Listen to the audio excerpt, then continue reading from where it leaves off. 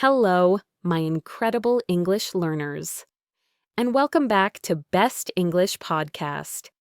I am absolutely delighted to be spending this time with you today. We're about to dive deep into a topic that I know is close to many of your hearts, a goal that often feels like the summit of a very tall mountain, speaking English like a native. Now, believe me, this isn't about erasing your unique voice or losing the beautiful accent that tells the story of where you come from. Not at all. This journey is about enriching your English, adding layers of naturalness, nuance, and confidence so that your words flow effortlessly. Your intentions are always clear, and your conversations become truly joyful and authentic. We're focusing on that crucial stage where you've built a good foundation and are now ready to truly polish your communication skills, making them shine, making them sound like the real, vibrant language spoken every day. I receive so many messages from listeners, just like you, who express a similar feeling.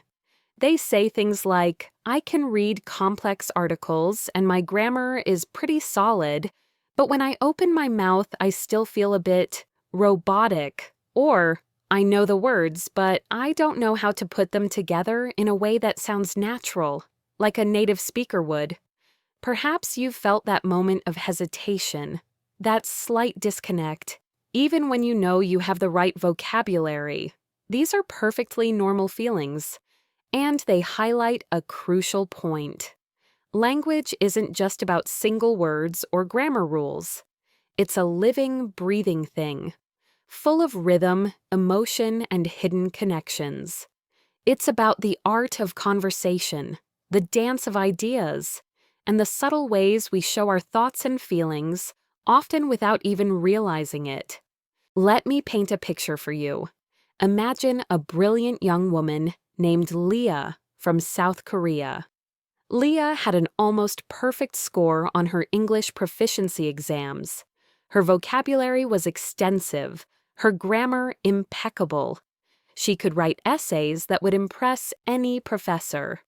When she first moved to Canada for her studies, she was confident in her English abilities. She thought, "I've mastered the rules, I know the words, I'll be fine." However, she quickly encountered a different kind of challenge, one that textbooks rarely prepare you for. She'd be in a group conversation, perhaps at a bustling university coffee shop, the air filled with the aroma of roasted beans and the murmur of student chatter. While she understood every single word in isolation perfectly, she often felt like she was a beat behind, or that her responses, though grammatically correct, didn't quite fit the flow. For instance, if someone excitedly said, "I'm absolutely starving, I could eat a horse," Leah, thinking carefully about each word, might respond, "I am also experiencing hunger." While technically accurate, it lacked the natural, spontaneous, expressive quality of the native idiom. It was correct, but it didn't feel right in the moment. She felt like she was constantly playing catch-up, trying to translate her thoughts into perfectly constructed sentences, which often made her miss the spontaneous humor or emotional undertones of the conversation. She felt a quiet frustration, a sense of being on the outside looking in, despite her impressive linguistic knowledge. She'd often find herself formulating the perfect reply in her head, only for the conversation to have moved on 2 topics later, leaving her feeling perpetually a step behind the rhythm of the conversation. It was as if everyone else was dancing to a lively tune, effortlessly gliding across the floor, and she was trying to follow with a slow, careful march, always a beat too late, always a little out of sync. One evening, Leah was at another university get-together, a casual meeting in a student lounge, feeling a bit overwhelmed by the rapid-fire conversations around her. The room buzzed with laughter and chatter, a symphony of casual English. She overheard a group discussing a very hard exam they had just taken. One student, a young man who always seemed happy, even when complaining, exclaimed, his voice rising in exasperation, "That exam was a real nightmare. I thought I was going to pull my hair out." Another student, a quiet woman who usually didn't talk much, joined in, her voice full of shared frustration. "Tell me about it." I was at my wit's end. Leah knew the single words. Pull. Hair. Out. Wit's end. But together they made no literal sense in the real world of an exam. She could not imagine someone actually pulling their hair out in the exam room, nor could she grasp what the end of one's wit might look like. Yet the strong feeling in their voices was clear. She could hear the stress, the raw frustration, the shared experience of a difficult challenge. Later, she approached a friendly Canadian classmate, Sarah, whom she had just started to get to know, and bravely asked about these puzzling phrases. Sarah, with a kind smile and a patient explanation, said, "Oh, pull your hair out means you're incredibly frustrated, like you're so stressed you feel like actually pulling your hair. It's just a way to exaggerate, of course, to show how annoyed you are. And at your wit's end means you're so worried or frustrated that you don't know what to do next. You've run out of ideas or patience." Leah had a moment of clear understanding, a true light bulb moment.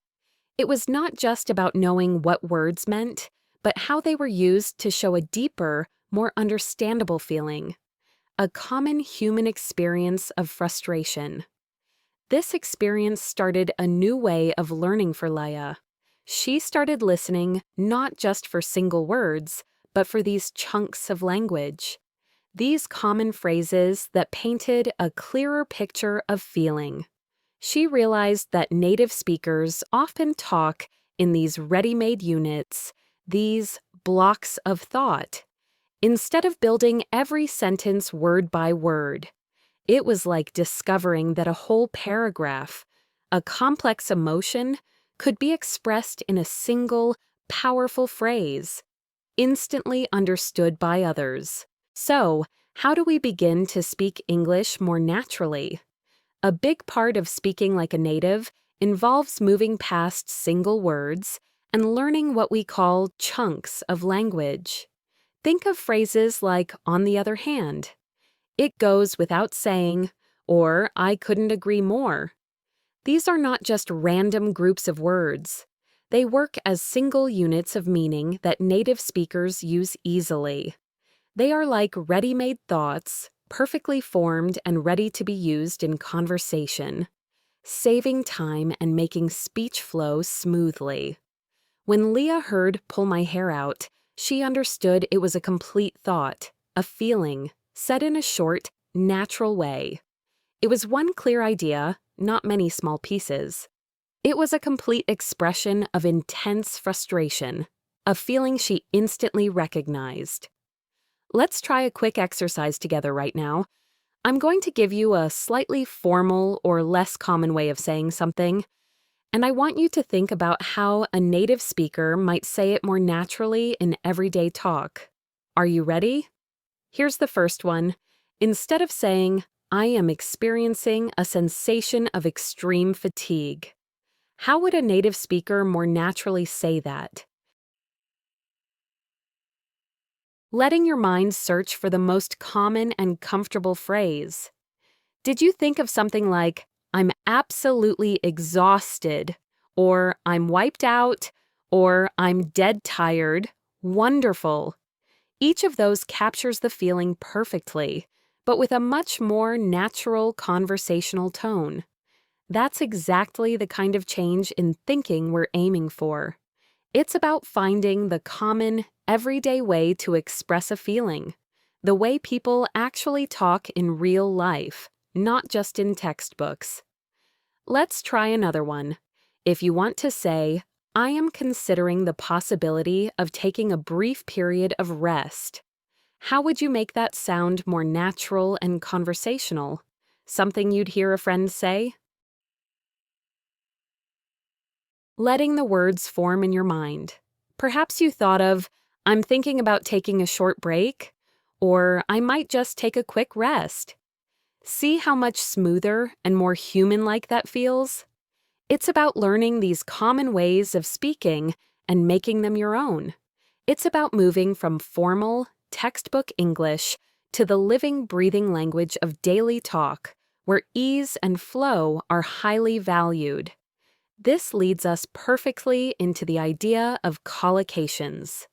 Collocations are simply words that often go together, forming natural-sounding pairs or groups. Native speakers use them without thinking, almost without trying, like breathing. But for learners, they can be a difficult step. For example, we say heavy rain, not strong rain. We make a decision. We don't do a decision. We pay attention, not give attention. These are not ruled by strict grammar rules, but by how they are commonly used. They just sound right to a native speaker's ear. Learning collocations is like learning a secret way to understand English, helping you to speak connections you might not have thought of. It's like knowing which puzzle pieces fit together perfectly, even if they seem similar to others. Consider Marco, an English learner from Italy. Marco was very proud of his vocabulary. He knew many words that meant almost the same thing for every word. He thought that if he knew 10 words for good, he could just choose any one and use it. One day, he was talking about a problem at work and said, "We need to make a solution." His colleague, a kind woman named Eleanor, understood him perfectly well, of course, but she gently corrected him, saying, "You mean find a solution or come up with a solution, right? We usually make a decision, but we find or come up with a solution." Marco was initially confused. He knew make meant to create, and a solution was something created. It seemed logical. But Eleanor explained that in English, certain verbs just naturally go with certain nouns. He started noticing that people pay attention. They don't give attention. They take a photo, not make a photo. They do homework, not make homework. These small, seemingly unimportant details are what help a lot in sounding more natural and flowing. Marco started keeping a collocation notebook, diligently writing down these natural pairs as he found them in his listening and reading. He realized it was not about knowing more words, but about knowing how the words fit together, how they prefer to be seen side by side. Another listener, let's call her Anya from Ukraine, shared a similar experience with collocations. She was preparing for a job interview and wanted to sound very professional. She practiced saying, "I will do my best to achieve success." While grammatically sound, her English-speaking friend pointed out that "do your best" is a common collocation, but "achieve success" is a bit formal for everyday conversation. Her friend suggested, you could say, "I'll do my best to succeed," or "I'll do my best to get results." It sounds more natural and less like you're reading from a textbook. Anya practiced this small change, and in her interview, she felt more confident and connected, realizing that these natural pairings made her sound more authentic and less stiff. It was a small tweak, but it made a big difference in her confidence. Let's practice some common collocations. I'll give you a word, and I want you to think of a word that naturally goes with it. What word often goes with fast when talking about food? Fast food. Of course, you would not say quick food or speedy food, even though those words mean the same as fast. Fast food is the natural pair, the one that sounds completely right. What about with strong when talking about coffee? Strong coffee. We do not usually say powerful coffee or intense coffee, even if the meaning is similar. Strong coffee is the accepted pair, the one that rolls off the tongue. And with take, when talking about a rest, take a rest, not do a rest or make a rest. Excellent. The more you hear natural English, the more these collocations will become easy for your ear and for you to use. Reading a lot, listening to podcasts and audiobooks, and paying attention to how words are put together will make this process faster. It's like learning the unwritten rules of the language, the subtle harmonies that make it sound authentic. Now, let's talk about the music of English. How your voice goes up and down, how you put stress on words and the rhythm of speech. This is often not thought about, or maybe it feels too hard to understand, but it's very important for truly understanding and for sounding natural. English is not a flat language. It has a musical quality to it, a rise and fall, a beat. Our voices go up and down. We put more emphasis on certain words to show they are important, and we speak in rhythmic patterns that show feelings and what we mean. If you miss these small hints, you might misunderstand what the speaker truly means or feels. And your own speech might sound a bit flat, lacking the natural ebb and flow of conversation. Think about Kenji, an English learner from Japan. Kenji spoke English with excellent pronunciation of single sounds. He could say every th and r perfectly, articulating each sound with precision. However, his speech often sounded flat, almost like a robot.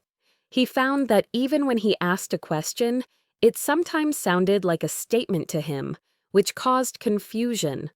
For example, he might say, "You are going to the party," with his voice going down at the end, making it sound like a statement of fact.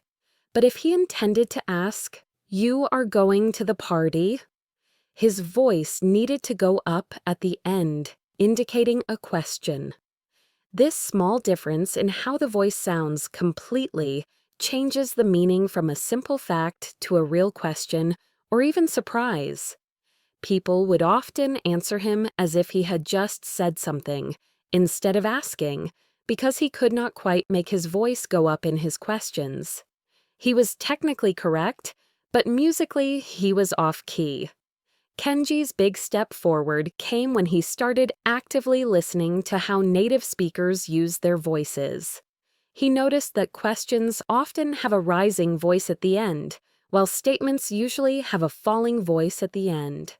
He also saw that when native speakers want to emphasize something, they put more stress on that word, making it a bit louder or longer. For example, think about the sentence, "I bought the car." If the speaker puts stress on I, it means that I was the one who bought it, maybe different from someone else who was supposed. But if the speaker says, "I bought the car," putting stress on bought, it shows the action of buying, maybe as an answer to a question about renting or borrowing.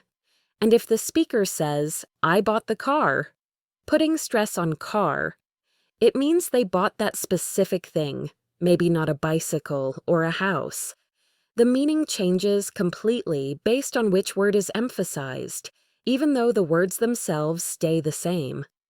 Kenji started practicing this, not just repeating words, but trying to catch the tune of the sentence, how the sound moved up and down. He started to conduct the orchestra of his own voice. I remember another instance with Kenji. He was telling a story about his weekend, and he said, "I saw a really good movie." His friend replied, "Oh, really?" Kenji, still focused on the words, just nodded. But his friend's "really" had a slight upward inflection, implying surprise and a desire for more information. It wasn't just a confirmation, it was an invitation to elaborate. Kenji later realized that this subtle shift in tone, this musicality, was what he was missing. He started practicing saying, "Oh, really?" with different intonations. One for genuine surprise, one for doubt, one for simple acknowledgement. This small exercise opened up a whole new world of expressive communication for him. Let's try some speaking practice for voice and stress. I'll say a sentence, and I want you to try to repeat it, copying how my voice goes up and down and which words I emphasize. Try to hear the music, the subtle shifts in pitch and volume. First, a simple question with a rising voice. Are you ready? Try to make your voice go up at the end, as if you're asking for an answer, a confirmation. Now, a statement with a falling voice. I'm ready. Here, your voice should go down at the end, showing it's finished, a clear declaration. Now, let's play with stress. I'll say the sentence, and then I'll tell you which word to emphasize, and you try to repeat it with that emphasis. Sentence: she wants to go to the park. Now, emphasize she. She wants to go to the park. Imagine you're correcting someone who thought someone else wanted to go, highlighting her desire. Now, emphasize wants. She wants to go to the park. Imagine she really wants to go, perhaps more than anything else, showing a strong desire. And finally, emphasize park. She wants to go to the park.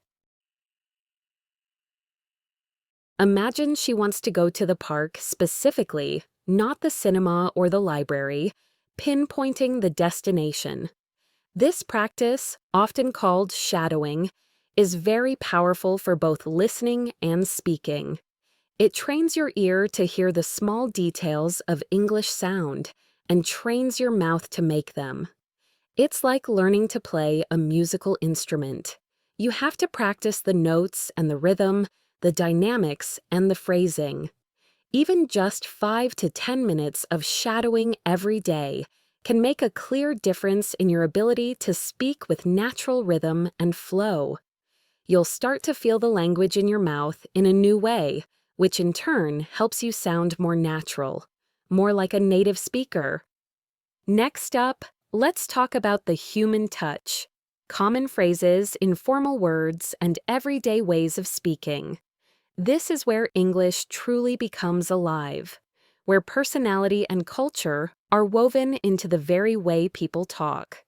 But it can also be the hardest part for learners, because the meaning is often not what the words literally say. Common phrases are groups of words where the meaning is not clear from the single words. Informal words and ways of speaking are common in casual talk, often specific to certain groups or places. The main point here is not to force them into every sentence, making your speech sound unnatural or forced, but to understand them when you hear them, and slowly start to use the most common and right ones in your own talking, allowing them to emerge organically. Let's look again at David, an English learner from Germany. David loved learning common phrases. He had a notebook full of them, sorted by topic. He thought that by knowing many common phrases, he would sound more like a native speaker. One day, he was feeling a bit unwell and said to his friend, "I'm feeling a bit under the weather." His friend understood him perfectly, even offering a sympathetic nod. But then, later that week, he heard someone say, "That was a piece of cake," after finishing a task. David, eager to use another common phrase, later said to his study partner, "This exam was a piece of cake," after finding it very hard. His study partner looked confused, a puzzled expression on her face. "Really? I thought you found it quite difficult. You were complaining about it all morning." David realized his mistake. Piece of cake means something is very easy, not hard. He had used the phrase, but in the wrong situation, which led to a funny misunderstanding. He learned that just knowing a phrase was not enough. Understanding its exact situation and feeling was very important for truly sounding natural, for hitting the right note. I remember a student named Carlos from Spain who was a brilliant English speaker but sometimes struggled with the nuances of informal greetings. He would always greet his close friends with a very formal, "Good morning, how are you today?" which, while polite, felt a little stiff among friends. One day, his friend said, "Hey Carlos, what's up?"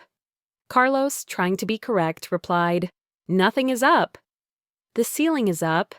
His friend laughed, not unkindly, and explained, "No, what's up is just a casual way of saying, 'How are you?'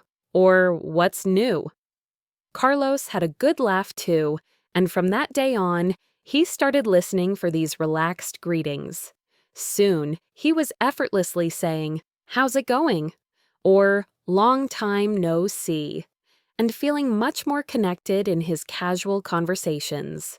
These small shifts made a huge difference in how comfortable and natural he felt. Let's practice. I'll give you a situation, and you try to think of the appropriate common phrase from the ones we just talked about that you might use. Situation 1. Your friend is about to go on stage for a play. What would you say to wish them good luck? You'd likely say, "Break a leg." Situation 2. You've been working all day and it's late. You need to go home. What might you say to your friends? You might say, "Right, I'm going to hit the road." Situation 3. Your friend is trying to keep a secret, but you're curious and want them to tell you. What might you ask them to do? You'd say, "Come on, spill the beans." Great job. Remember, listening a lot and practicing carefully are key to understanding and using these. Do not try to use every common phrase you learn right away. Let them become familiar. Watch how native speakers use them, and then try to use them naturally in your own talking when it feels right. They should feel like a comfortable part of your vocabulary, not something you force. Now, let's talk about informal ways of speaking and polite casual talk. Native speakers often use shorter, more relaxed phrases in everyday conversation than what you might find in a formal book. These are the quick ways of speaking that make conversation flow more easily and sound less stiff. For example, instead of, "How are you doing today?" which is perfectly correct but can sound a bit formal in casual situations, you'll often hear, "How's it going?" or "What's up?"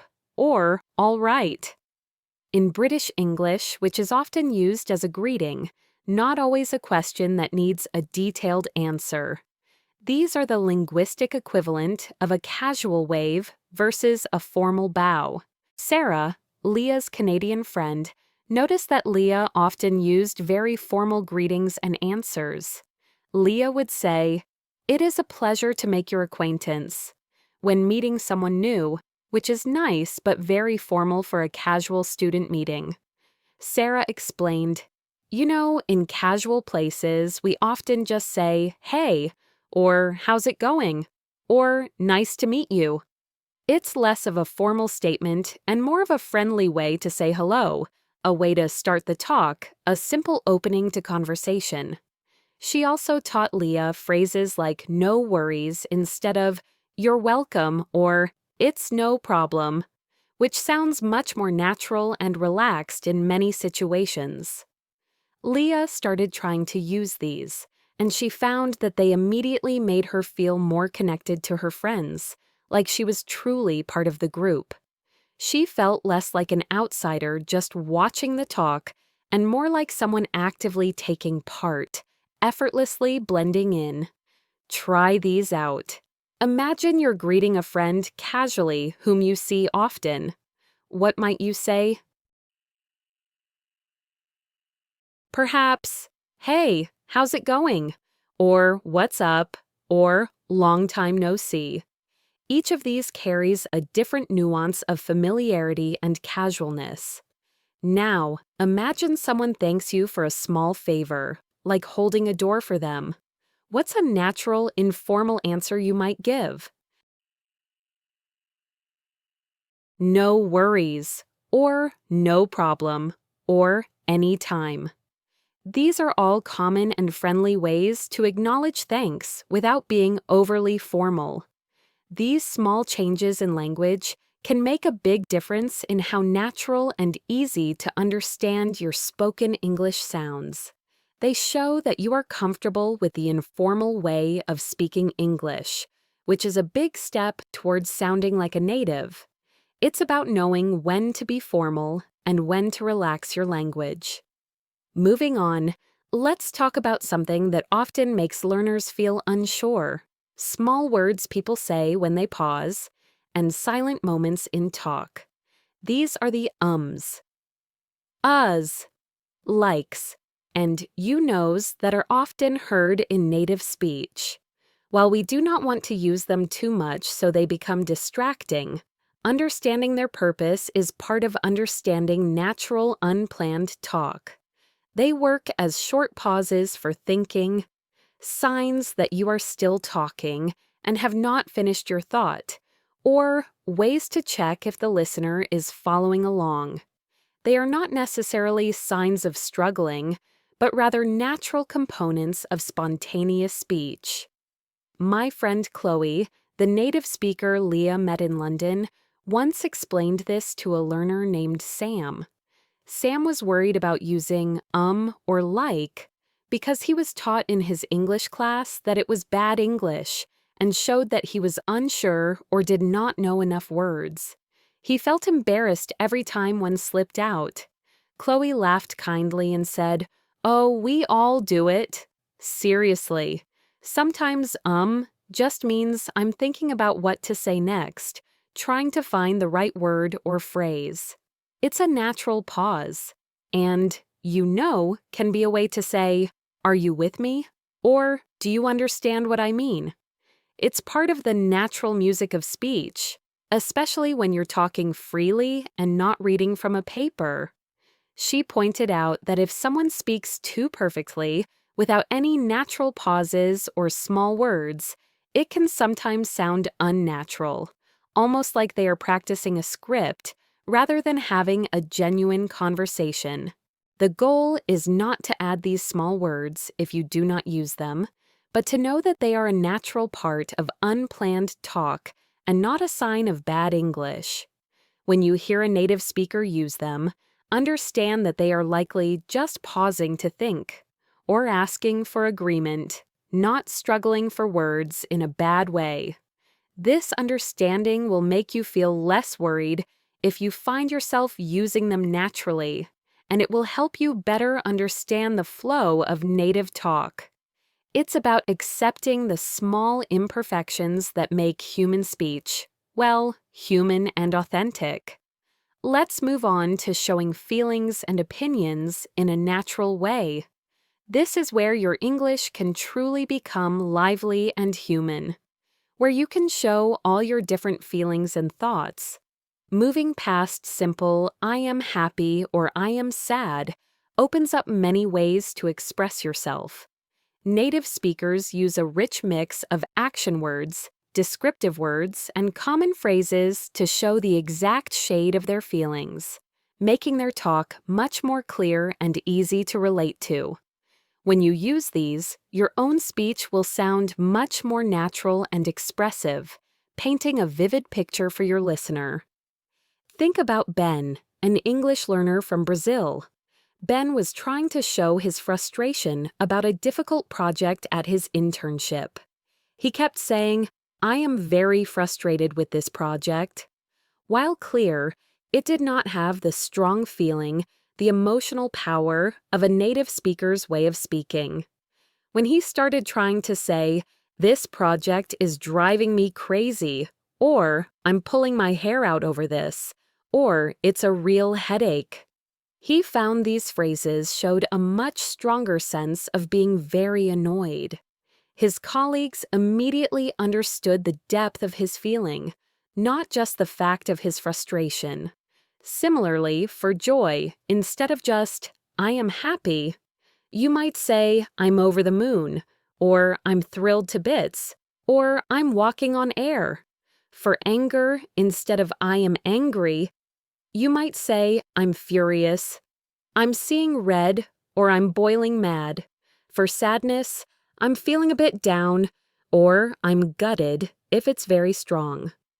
Let's practice showing some of these feelings with more natural, clear language. I'll give you a basic feeling, and you try to think of how a native speaker might show it with more natural, clear language. How would you say very angry, perhaps to a close friend?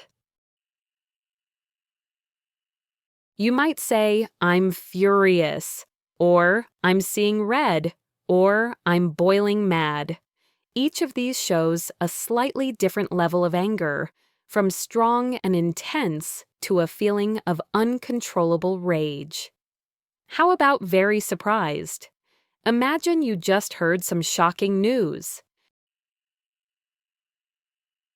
You could say, I'm shocked, or I'm taken aback, or I was gobsmacked.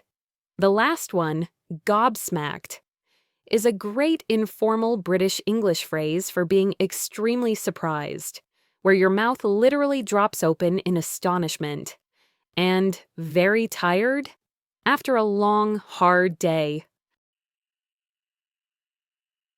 You might say, I'm exhausted, I'm worn out, or I'm drained.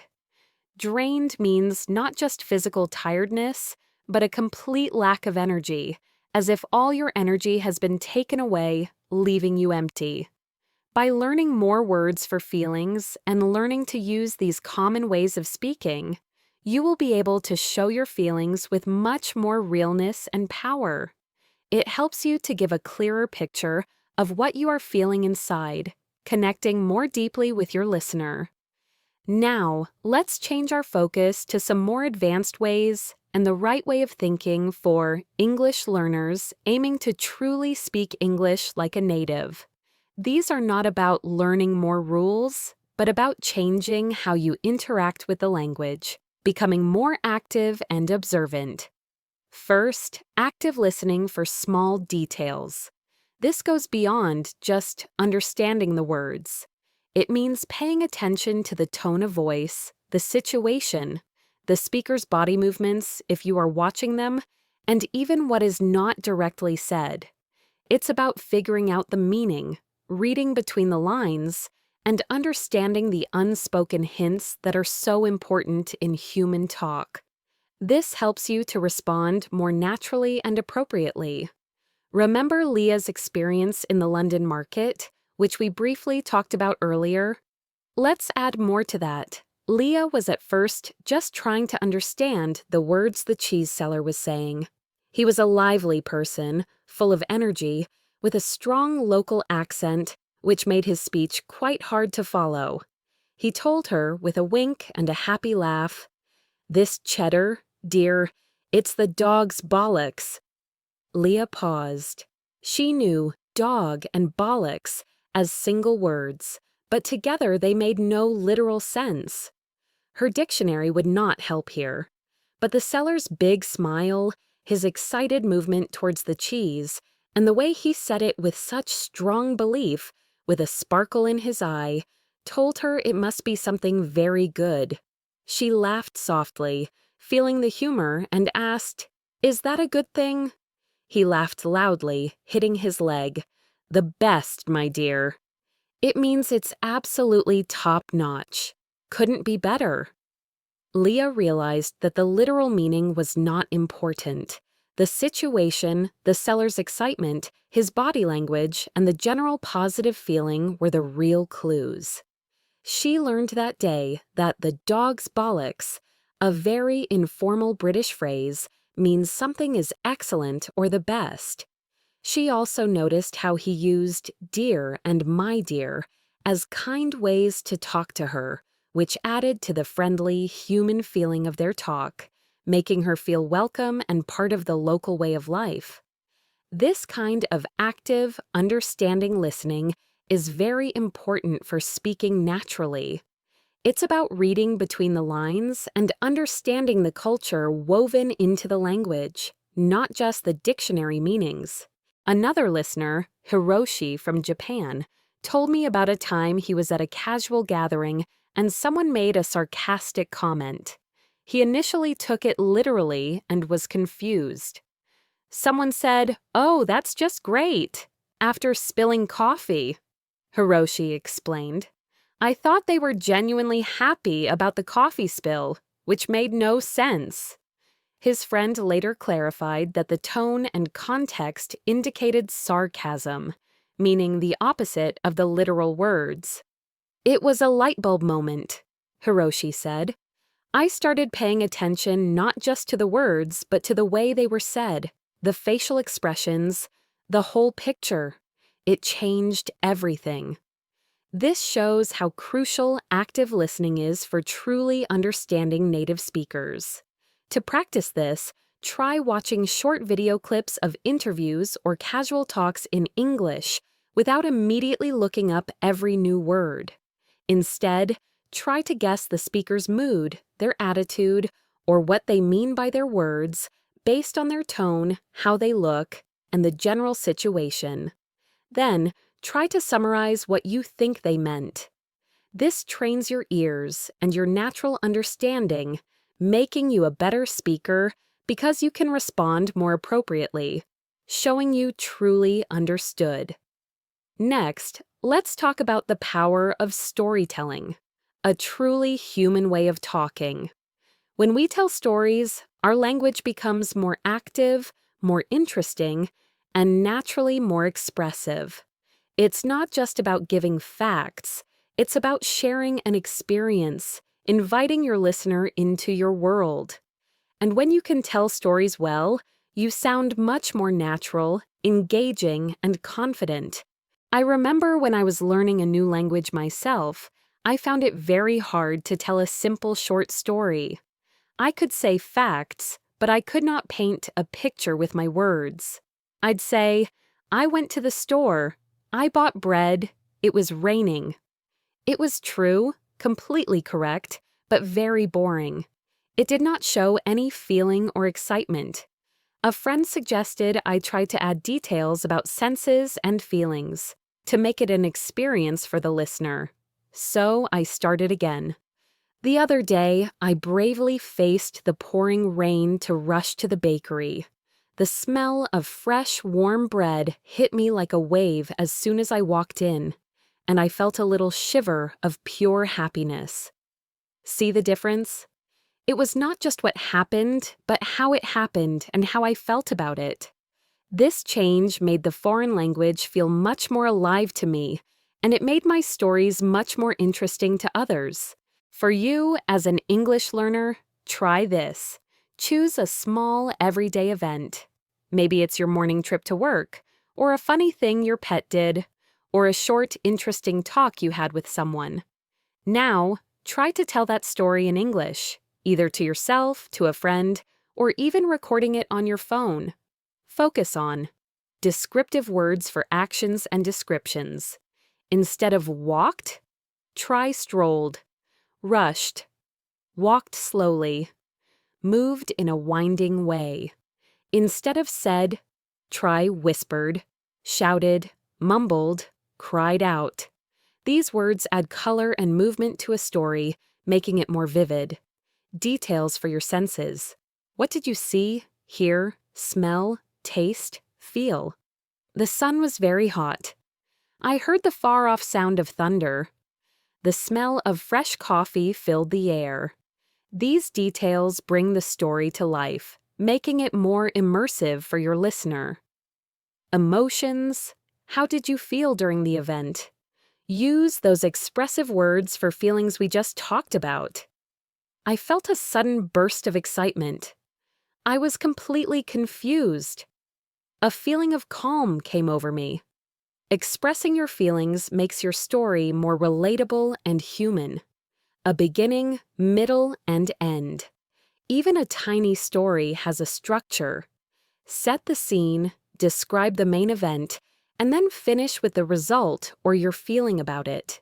This structure makes your narrative clear and easy to follow. For example, instead of "I saw a cat," you could say, "This morning, as I was drinking my coffee by the window, a tiny, soft cat with eyes like green jewels moved gracefully across my garden. It looked so happy, just enjoying the sunlight, completely unaware of everything else. It made me smile, a small moment of pure joy to start my day." By actively practicing these elements, you will find yourself speaking not just facts, but the full experience you're trying to share, making you sound much more natural. Finally, and perhaps most importantly, let's talk about accepting when you make mistakes and building confidence. This is the heart of speaking like a native. Many learners become unsure because they feel they need to speak perfectly. They try to be 100% correct, which can actually make their overall speaking worse. They get stuck on one word and then miss the chance to say the next 3 sentences. I had a student named Chloe who was very smart, with many words and good grammar, but she was very shy about speaking. She would plan every sentence very carefully in her head before saying it, sometimes taking so long that the conversation moved on without her. She was very afraid of saying a word wrong or using the wrong common phrase, fearing people would judge her. Her big step forward came during a language exchange session. She was talking to a native speaker about her weekend, and she accidentally mixed up 2 words that sounded similar, which made a funny, nonsensical sentence. Instead of being embarrassed, the native speaker laughed kindly and gently corrected her, and they both had a good laugh about it. Chloe realized that mistakes were not failures. They were chances to connect and learn, often leading to memorable moments. From that day on, she started speaking more freely, knowing that a little laughter and a gentle correction were far better than staying silent and missing chances. Her confidence grew a lot, and her fluent speaking followed. Another listener, Maria from Brazil, shared how her fear of mistakes held her back. She was at a party and wanted to join a conversation, but she kept rehearsing sentences in her head, trying to make them perfect. By the time she was ready to speak, the topic had changed. She told me, "I felt so frustrated, like I was missing out on life because I was too scared to make a mistake." One day, she decided to just jump in, even if her English wasn't perfect. She stumbled a bit, but the native speakers were patient and encouraging. "They understood me," she exclaimed, "and they even helped me with a better way to say something. It was like a huge weight lifted." This small act of courage was a turning point for Maria, showing her that connection was more important than perfection. Remember, every native speaker was once a child learning their first words, making countless mistakes along the way. It's a natural, unavoidable part of the process. The goal is not to be perfect, it's to be understood, to connect, and to talk well. Accept the times when you do not say every word perfectly. Train yourself to focus on getting your main idea across and showing your feelings. These are all signs that you are growing, that you are pushing yourself, and that you are truly connecting with the language. Think of them as steps forward, not problems. So, how can you put all of this into your daily life and truly make progress towards speaking English like a native? It's about building regular habits and having a positive way of thinking. Create an English bubble. Beyond formal study, put yourself in English as much as possible. Change the language settings on your phone, computer, and social media to English. Listen to English music, watch English news channels, and find English podcasts on topics you truly enjoy. For example, if you love cooking, find a cooking podcast in English. If you like technology, listen to tech reviews in English. Even if you do not understand every single word, your brain will start to learn the rhythms, the common phrases, and the natural flow of the language. This way of learning without trying too hard is very powerful for building your natural understanding and speaking. Focused speaking practice. Make it a habit. Daily shadowing. As we talked about, choose a short audio clip, a sentence or two from this podcast, a line from a movie, a news headline, and repeat it right away, trying to match the voice, stress, and rhythm. Do this for 5 to 10 minutes every day. It's like a warm-up for your English voice, training your mouth muscles and your ear to recognize and produce these patterns. English journaling. Even if it's just a few sentences, try writing about your day, your thoughts, or your feelings in English. Do not worry about perfection, just get your ideas down. This helps you think in English, organize your thoughts, and find any gaps in your words or phrases that you can then look up. Mini conversations with yourself. Talk to yourself in English about everyday tasks. Okay, I need to make breakfast. What should I cook? Maybe some eggs. I'll need to get the pan out of the cupboard. Oh, and I'm running low on milk. I should add that to my shopping list. This might feel silly at first, but it builds fluent speaking and confidence in a low-pressure way, allowing you to practice without fear of judgment. Describe your surroundings. Look around you and describe what you see in English, either silently or out loud. That's a tall tree. The leaves are a vibrant green. There's a small bird singing on a branch. The sky is a clear blue. This simple exercise trains you to think spontaneously in English and to use descriptive language. Take part in real conversations, the best way. This is perhaps the most important step for truly speaking more naturally. Nothing is better than real, live talking. Language exchange apps or websites. Tools like Tandem or HelloTalk connect you with native speakers who want to learn your native language, giving a helpful exchange for both sides. You can help them, and they can help you. Local meetup groups. Look for English conversation groups or language exchange meetings in your area. Many cities have them, often in coffee shops or community places. These are great for relaxed, informal practice. Online teachers. If you can, an online teacher can give you personal feedback, correct your mistakes right away, and offer planned conversation practice made for your needs. They can also speak at a speed that is comfortable for you. Do not be afraid to ask for help. If you meet a native English speaker in your daily life, maybe at a coffee shop, a tourist place, or a community event, and you do not understand something, it is perfectly fine to say, "Could you say that again?" Or, "Could you explain what you mean by that phrase?" Most native speakers will be happy to help. Remember Chloe and Leah at the park. Sometimes the most unexpected talks lead to the biggest breakthroughs.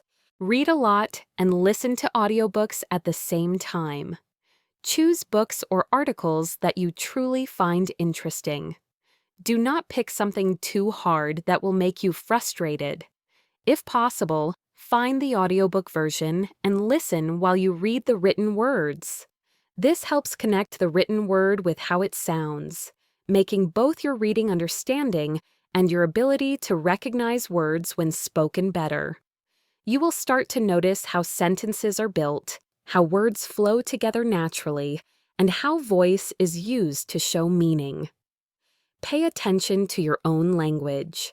Sometimes, thinking carefully about how you would say something in your native language and then trying to find the most natural English way can be very helpful. This helps you find areas where your English might be too direct or formal and encourages you to look for more natural choices. It's like building a bridge between your two languages, which helps you guess how ideas might be said in English. Let's imagine one final situation, a result of all these efforts. My friend Leah, the one who found it hard to keep up and felt a step behind in talks, found herself giving a presentation about a project to a varied international team. This was not just a dry telling of facts. She was telling a story about the project's journey. She started by saying, when we first started this project, we were a little in a tough spot with the tight deadline. Her colleagues nodded, understanding that started meant began, and in a tough spot meant facing difficulties. She continued, her voice gaining a sure rhythm. But we decided to face the challenge and really put in all our effort. She used these common phrases naturally, not forcing them, but letting them flow as part of her story, making her talk more interesting. When she talked about a problem they faced, she did not just say, "This is difficult." She said, "We hit a bit of a problem here, and for a moment I was completely out of ideas." Her colleagues listened closely, understanding her real struggle and final success through her expressive language. She finished by saying, "And in the end, I think we've really done an excellent job." Her colleagues smiled, a small feeling of thanks going through the room, understanding her pride and the success she was showing. Leah was not speaking with a perfect British or American way of speaking, and she still had some hints of her native Korean rhythm, but her English was clearly natural, full of feeling, and human. She connected with her listeners not just through the information she gave, but through the real feeling and natural flow of her language. She had truly made English her own, putting its small details into her unique voice, making it a strong tool for connecting and talking. This is the goal for all of you, to find your own real voice in English, a voice that feels natural and sure, and to truly speak the richness of English. As we finish this long episode of Best English Podcast, remember that speaking English like a native is not about losing who you are, it's about making your language tools bigger, adding new ways to talk. It's a never-ending journey of watching, putting yourself in the language, and brave practice. You already have a strong base, and now it's about adding those layers of realness, that human touch that makes your English truly shine. Take every chance to listen, to copy, to tell your stories, and to talk in real conversations. Do not be afraid to try new ways of speaking, even if they feel a little strange at first. That strange feeling is just a sign that you are pushing your limits and growing, that you are stepping outside what is comfortable. Every time you try a new phrase, every time you copy how a native speaker's voice sounds, you are taking another sure step towards speaking English with the ease and naturalness of someone who has truly made it their own. Your journey is special, and every step forward is a win. So keep going, keep looking, and keep enjoying the amazing process of learning English. Thank you for joining me on Best English Podcast. I truly hope this episode has given you ideas and useful tools to help you speak English more naturally. Keep practicing, keep learning, and keep being the amazing English learners you are. Goodbye for now.